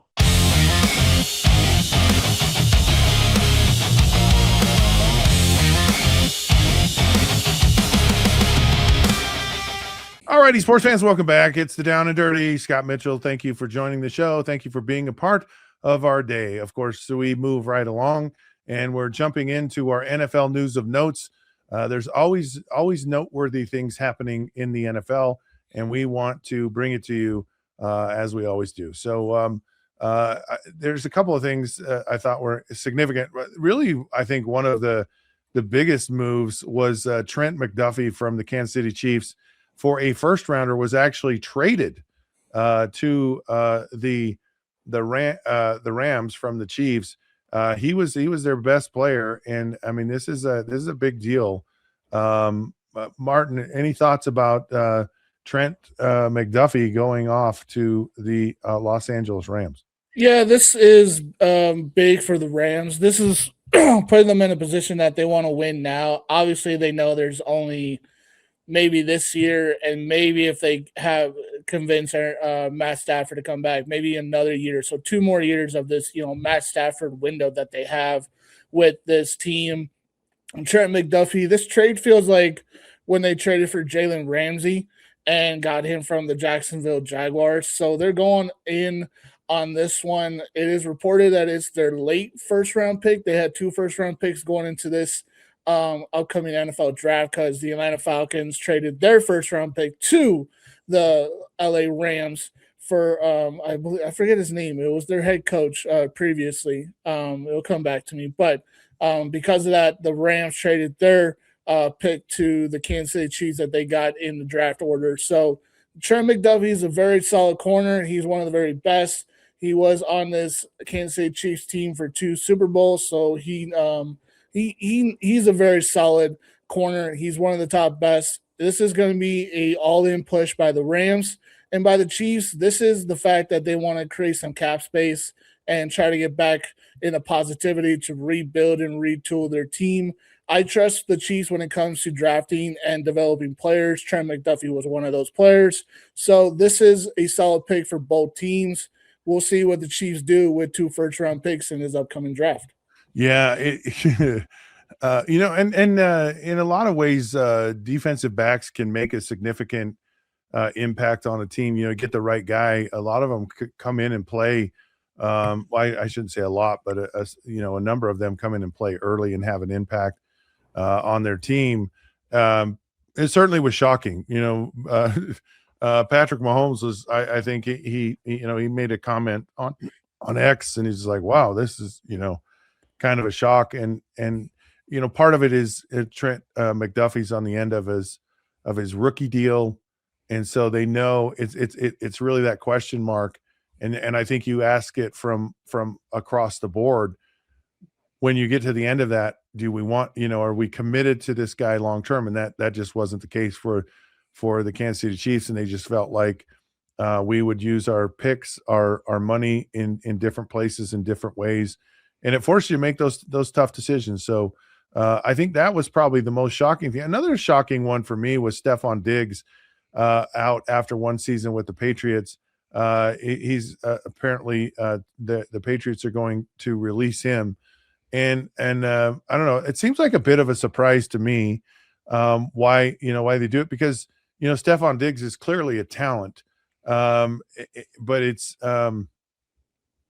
I guess it's kind of one of those salary cap situations. It seems to me like the Patriots should be in a good position with that. You know, again, like he just signed a deal with them for 3 years. I don't know why you would want to, just after 1 year. And again, it always goes back to me of there must be something behind the curtain, right? Talented player, but there's just kind of some smoke there. I know there's some legal issues that he's facing from alleged criminal activity, whatever that means. And so, maybe they know more about that. Maybe maybe it's something they don't want to deal with. Maybe he was a guy that wasn't good in the locker room, whatever. But it didn't seem to me like Stephon Diggs was a guy that didn't fit in there. So I guess this is a bit of a surprise for me. What do you think about that, Mark? I think this is not a surprise. I'm going to go opposite with you. The Okay. 3-year contract they signed was only guaranteed for this season that they went to the Super Bowl. So this is basically nothing to the Patriots to cut him and just take the cap space that they're going to get. Stephon Diggs was a very solid receiver this year. He had good numbers. He had 4 touchdowns in receiving. Obviously, the Patriots went all the way to the Super Bowl, but he was completely irrelevant in the game. Obviously, Seattle locked him down. But Stephon Diggs, this was a prove-it deal for him to not only prove it to the Patriots, but to the whole NFL that he still had the ability to be a top-level receiver. He shined at moments, but he didn't show it off as he was before, some of those seasons in Buffalo or when he was with, Minnesota. He's going to get plucked and picked up by another team. You do mention the criminal activities off the field. I still think he'll be someone that teams are going to talk about and look around. Denver, Jacksonville are teams that are going to be on the situation to see whether he is worth picking up and bringing in. We'll see about some other teams, but those are the 2 teams I've seen mostly are surrounding him. I agree with you. I don't think he fits in New England with that culture. And I think, you know what, this is just easy for the Patriots to say, listen, we appreciate you doing 1 season with us. But I think New England can go out and get someone a whole lot better. Obviously, the Patriots have been linked to A.J. Brown. Whether they actually have the true cap space to get him is up to them. But I would not be surprised if the Patriots use 1 or 2 of their draft picks or are slightly aggressive in the free agency market in going after receivers for this next coming season. So it's interesting because, the Patriots in the past have got some players that, I think of like maybe Randy Moss or Chad Johnson or, just that Antonio Brown. Yeah. And I think they're willing to take a stab on players like that. And, some of them work out better, worse, whatever, but there's kind of a willingness to do it. And certainly they're not long-term answers anyway. So I think, I think it kind of fits, I guess, the Patriots mold of how they handle receivers of this kind, not to kind of lump them all into the same thing, but there's certainly different personalities, I guess, is more a thing, a little bit kind of what's the word, difficult divas, that's okay. Now Aaron Rodgers is always fascinating to me. And you talk about a diva. As much as he tries not to be a diva, Aaron Rodgers is kind of a diva. He kind of is a little bit. Or I guess maybe, and I guess we have to define what diva is, but he's certainly a guy that really kind of goes to the beat of his own drum. He's a guy that does his own thing on his own time. I think he enjoys and relishes in being a little bit mysterious, a little bit controversial, a little bit of kind of an outlier in his methods, in his thought process, and how he views life, how he views the game of football. I think he's a tremendous talent. I think he did a great job for the Pittsburgh Steelers. I will say I was pleasantly surprised at how well things went for him when he was in Pittsburgh and for the team. I have to say, I think he was quite a bit of it looks like there's more gas in the tank. And so with the Mike McCarthy hiring with the success he had with the Steelers, I think everyone just assumed that, yeah, he'll be back. Now, clearly he's not saying he's, one, even going to play, and two, if he's even going to play in Pittsburgh. Maybe he does want to go to Minnesota, and maybe Minnesota does want, to maybe they're ready to have a guy like Aaron Rodgers there this year. It's a possibility, and certainly, he's probably out. He might be out there just going, hey, and I'm going to play for another year or so. Let me really find out the truly best place for me, because he may say, yeah, I can go and we can have a significant year with the Steelers. It's a good team, but I'm not convinced we're a Super Bowl winning team in Pittsburgh. So maybe he is holding out for a better situation. But the other side of it for me with Aaron Rodgers is his statement about he came out and he talked about, like, man, I'm out of here when I'm done. I'm out. I'm not going to do TV. I'm a private person. I don't, so, it's a mystery about when he got married, who his wife is, and all this stuff. And he talks about the other girlfriends that he had and how they had kind of, created the paparazzi and all the firestorm and all this stuff. And so their kind of mantra from their fame was to be more famous, right? And so how do I create the narrative? I have a publicist who goes out there and really is making me relevant in the world in what I'm doing. And so it's funny to me. Aaron goes, I'm just out. Like, you're not going to see me. And yet he's very in right now. Like he's not. He goes on the Pat McAfee show, then he gets paid to do it. And so it just seems like the kind of, I guess, like this, I don't know. It seems like it's somewhat, what, I can't even think of the word here, where he's on one hand saying, I don't want to be bothered. And on the other hand, it's like, I'm going to go on the most popular sports show in America and have a conversation. And it's like, which way is it? It just seems like he's, the world. He's 1 foot in, 1 foot out. Yeah. And so it just seems, I don't know, it just struck me as odd when he said all this. He says, I don't want to be bothered. I don't want to, but yet I'll go on here and I'll kind of hold everyone hostage. I'll go on shows, I'll make statements, and so he's doing something that kind of contradicts. He seems very contradictory. That was the word I'm trying to say. And I could not find it in that brain of mine, where he's saying one thing and doing another. It just seems kind of odd to me. It is kind of odd. I mean, Aaron Rodgers.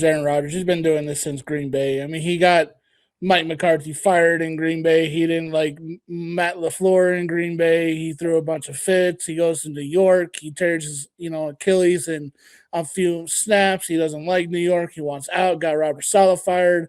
Now he goes to Pittsburgh. He has, a decent season. Mike Tomlin quits. Like, it's all over the place with Aaron Rodgers. He, hides under a rock for 6 months and comes out and says he wants to play football and all yada, yada, yada. But, I mean, let's see if he decides to come back another season. Let's see if he decides to come back to the Steelers, or, he could complete the Brett Favre trifecta, go from Green Bay to New York and, goes to Minnesota. And, it would be interesting to be with the Vikings. You got Justin Jefferson in his prime. KOC's job's on the line if they have a fun season, win a couple playoff games. Maybe KOC gets a contract extension. Like, everything right now in Minnesota is riding on the fact that they need to get the quarterback right this offseason when the season starts all over again and when, free agency opens up. So, Pittsburgh's, job on the line is, they need to find out what they need to do. Will they start Will Howard? Will they want to draft a quarterback in the draft? Will they want to take a free agency quarterback? Can Mike McCarthy and Aaron Rodgers work again? Like, these two teams are up in the air with who's going to happen with quarterback. So Aaron Rodgers just loves stirring the pot. He just loves being in control of this type of stuff. He loves the drama, even though he says no. So this is going to be interesting to see what happens. maybe he's a coach killer. You started listening to Robert Saleh. The Pittsburgh Steelers, they don't ever get rid of coaches. And Mike Tomlin was gone. No. Yeah. I don't know. Be interesting. Yeah. All right, DJ Moore has been traded from the Bears to the Buffalo Bills for what is he? A mid-round pick. It's going to be a third-round pick. Yeah, third-round pick this coming draft. You're the Bears expert. What's up with? Because DJ Moore, he was. Is this a surprise to you? Not really. I love DJ Moore. I love the fact that we fleeced the Carolina Panthers for him, but it was sad that we wasted a couple of his, prime seasons with, unfortunately, Justin Fields being the quarterback. Once we got Caleb Williams, they clicked in the 2 seasons. Obviously, the last play where DJ Moore quit on the route and Caleb threw the interception, and that ended the Bears season. They haven't talked since. DJ kind of wore in his time out in Chicago. It was kind of getting to that point where he was fun, but at 29 going on 30, he's not worth the $28.5 million the Bears would have had to pay. Unfortunately, he had to be a cap casualty. Thank you to the Buffalo Bills for taking the $28.5 million off our books. We get a mid-round pick. The Bears will take a receiver in this draft. They'll probably go after a couple of receivers in the free agency market, but it was time for DJ to go. I love that he was with us in Chicago for 4 seasons. I love that he did his very best to help the Bears turn their fortunes around, and we did.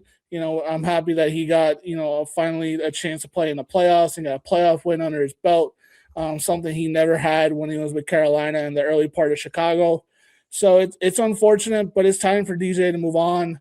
And it's time for the Bears to unleash the youth that they have at the receiver core and just find a new direction. And I think DJ is going to love Buffalo because he's going to be with Josh Allen. He'll be wide receiver 1. He'll get all the touches and catches and all the interests that he wants to have, in an offense. He won't be shadowed a little bit. And he'll be with a veteran quarterback like Josh Allen who will throw him the ball whenever and wherever. Well, it'll be interesting. Again, one man's trash is another man's treasure, and Absolutely. That happens all the time in the NFL. And sometimes, boy, that treasure is a pot of gold, and sometimes it's a pot of poo-poo. Yeah. So we will watch it all unfold as it moves forward.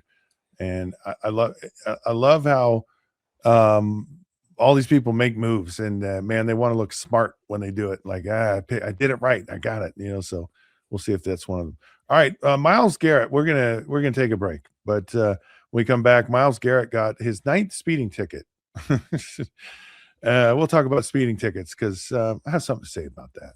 When the Down and Dirty returns, you don't want to miss it.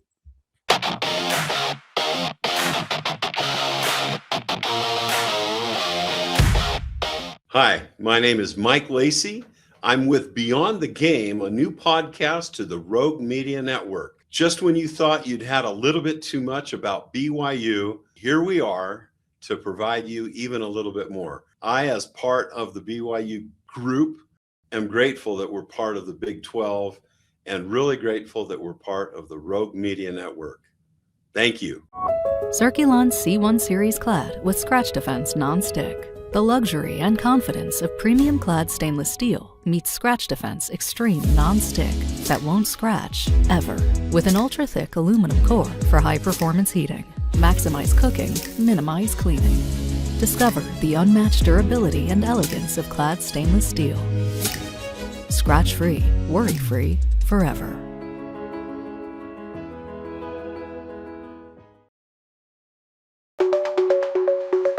Protect your online privacy with NordVPN. Browse securely, access content from anywhere, and keep your data safe with military-grade encryption. Whether at home or on the go, NordVPN ensures your digital freedom. Stay secure. Download NordVPN today at nordvpn.com. That's NORDVPN.com.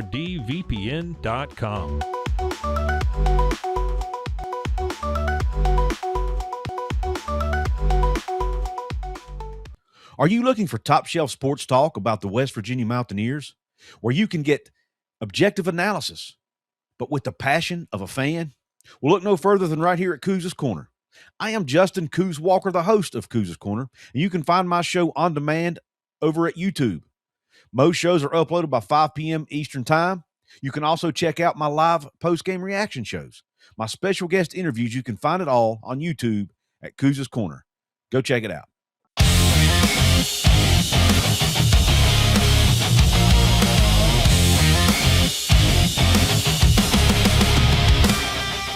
Hey, sports fans, welcome back to the Down and Dirty. Scott Mitchell here.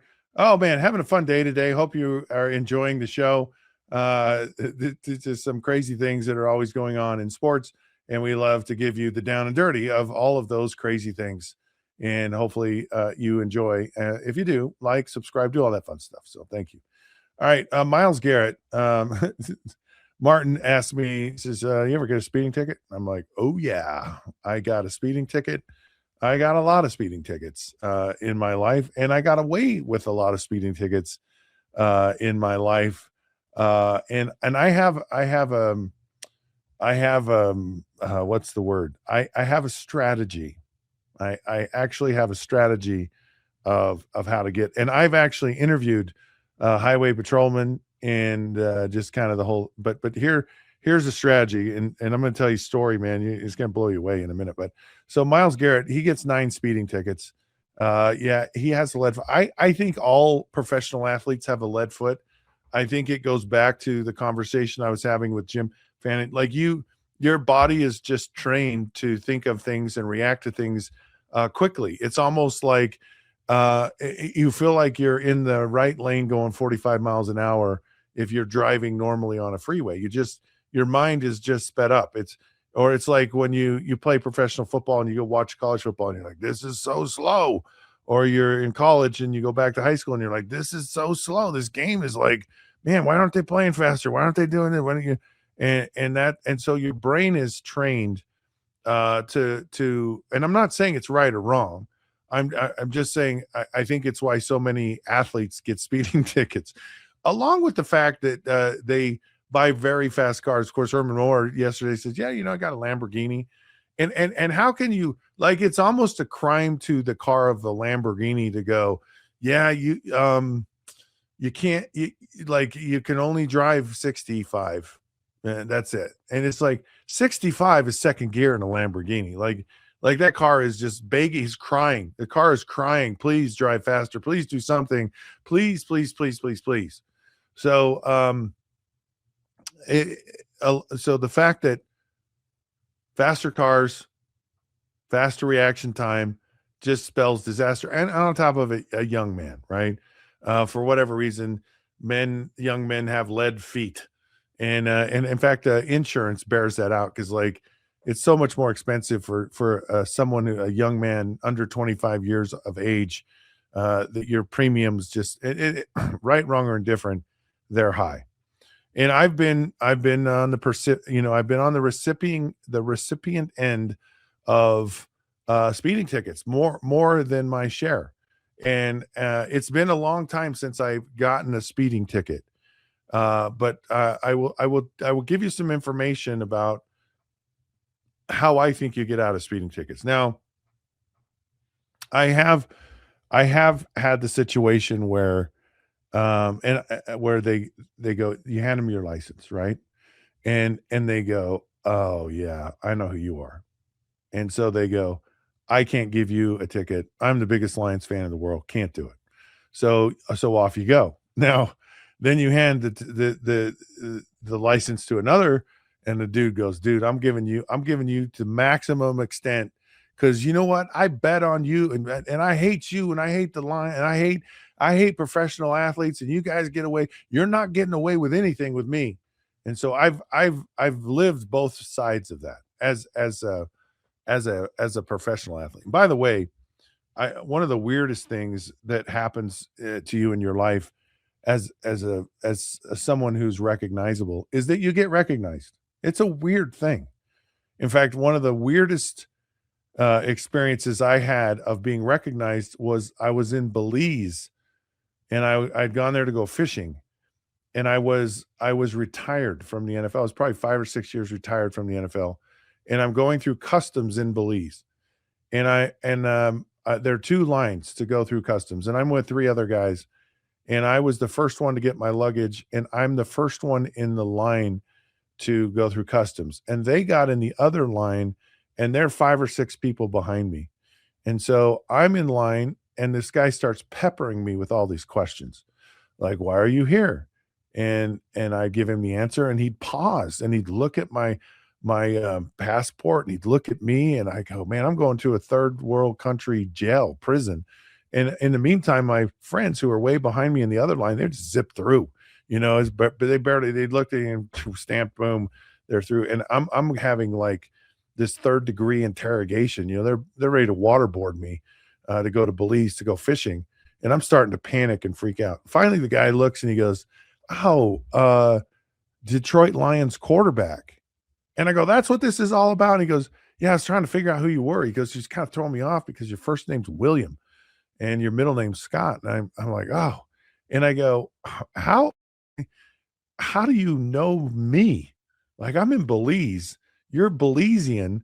I didn't even know that they cared about football here. And he goes, "Yeah, I'm just a huge sports fan." So that was pretty bizarre, being recognized from an authority. And so I thought I was going to jail, and he's just trying to figure out why my first name was William. But back to the speeding tickets. Okay. This is important because I figured out how to get a ticket and how to get out of a ticket. And it's an art, and you can do this. And I'm going to give you instruction on this. Okay. So if you want to get a speeding ticket, this is what not to do. And I've done this.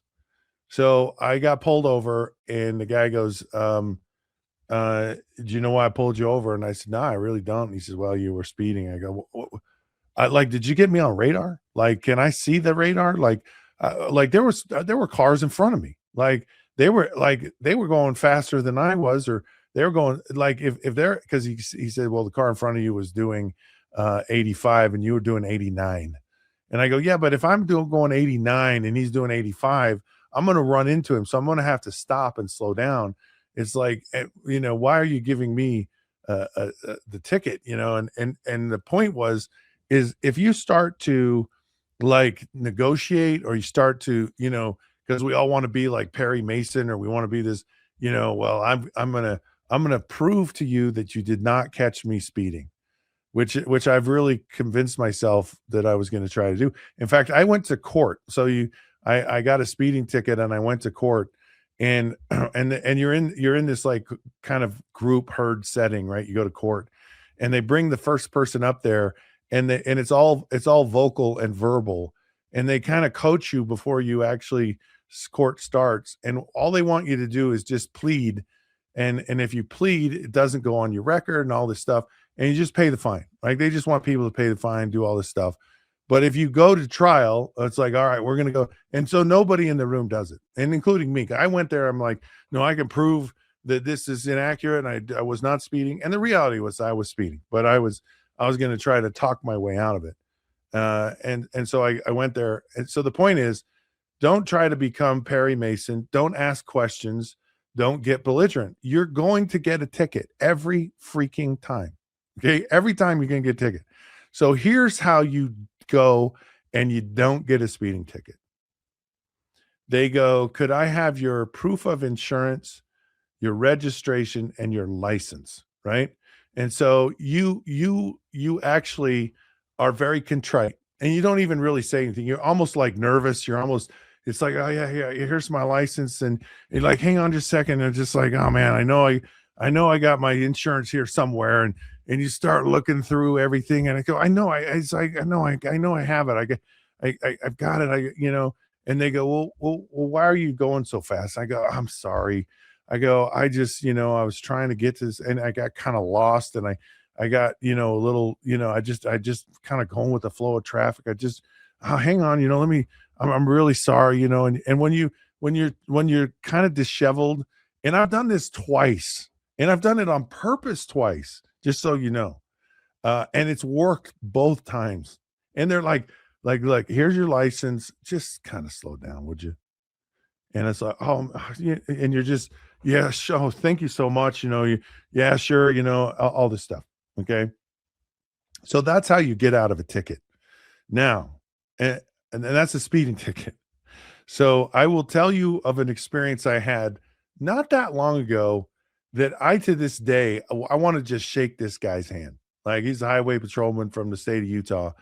And I don't know if he knew who I was or he didn't, but man, he gets the Cop of the Year award from me. I was driving down the freeway. I'm in the HOV lane, right? And so the HOV lane has double white lines. And there's actually signs on the freeway that say do not cross the double white line. So you have to wait until there's like the dashed white line to get out of the HOV. So it's an honor system, because you can clearly, people are doing it all the time. They're crossing the double white line. And quite frankly, I think the HOV lane should go away in the middle of the day in the state of Utah, like it does other places. But that's my opinion. And I had a transponder that allows me, because I pay, to go in the HOV lane. So I'm legally in there, but I'm in this lane and there's a car in front of me going like 50. And I can't get out of the lane because there's a double white line and all the traffic is just going past this guy. And so I'm just like freaking out, and I'm just like, oh my God. And I lose my patience and I cross the double white line. And then there's a car in front of me, and I'm like, now he's going slow and he's in the left lane. So I go over to the next lane, and then I go over to the next lane, and I go around two cars, and I finally get in front of this car in the left lane that's going slow. So now I've kind of passed this slow moving traffic in the left lanes, which is against the law, by the way, in the state of Utah. You can't, if a car is going faster than you and it comes up behind you and you're in the left lane, you got to move over. And actually the left lane is predominantly only to be used for passing in the state of Utah, but no one obeys that law. So I get past this guy, but I kind of had to accelerate. So I was doing 90. I'm driving around these cars, and I don't get around the cars in the left lane again. And there's a highway patrolman, and he saw the whole thing. He saw the whole thing. And I didn't see him. I didn't even pay attention to him. I'm just getting around this traffic. And he immediately pulls me over. And when he pulled me over, he's like, dude, what were you doing? Like I crossed the white double line. I didn't signal, and I was driving 90. Okay. Major offenses. So he pulls me over and he goes, what are you doing? And I said, and I pled guilty. I go, you got me. I go, you just totally got me. I got impatient, and this car was just driving super slow. And so I just, I saw kind of an opening, and I just went for it, and I just got impatient. And he goes, well, yeah, you crossed the double white line and you didn't even turn your turn signal on. You didn't even let anyone know what lane you were going into. And I thought, oh, my turn signal, like that was the last thing on my mind when I was trying to get around these cars, and you were going 90, right? And the speed limit's like 70. So he goes, look, I get it. He goes, I'm just going to write you up for failing to signal. And that was it. And I'm just like, what? I thought the guy was going to take me to jail. And I mean, like I had violated, like, I don't know, 5 laws in the course of about 30 seconds. And he was just really cool about it. He says, yeah, I get it. And so he pulls me over, and he has me pulled over. And I'm just like, oh, wow, that's really nice of you. Thank you for doing that. And he says, hey, before if you'll accelerate down the road here on the median, on the right, lane before you get out in traffic, I really appreciate that. Oh, and hang on just a second.